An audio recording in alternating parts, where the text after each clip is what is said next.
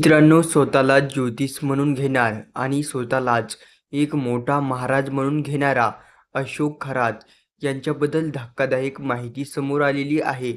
कारण हा अशोक खरात आता बलात्काराच्या आरोपामध्ये जेलमध्ये आहे. कारण एका महिलेच्या धाडसाने या भोंदूबाबाचं बिंग फुटलं आणि सर्वत्र महाराष्ट्रामध्ये एकच खळबळ उडाली. कारण हा भोंदूबाबा अशोक खरात कित्येक वर्ष महिलांचं शोषण करीत होता. मात्र एका महिलेच्या धाडसाने याचं पूर्ण आयुष्य बरबाद करून टाकलं आणि याला सध्या जेलची हवा खायला पाठवलं.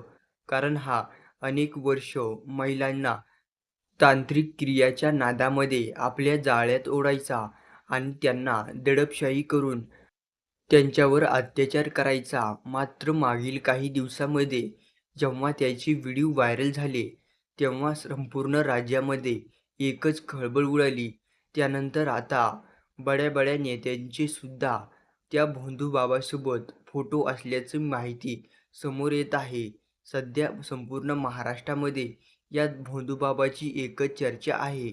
अशाच बातम्यांसाठी चॅनेल सबस्क्राईब करून घ्या.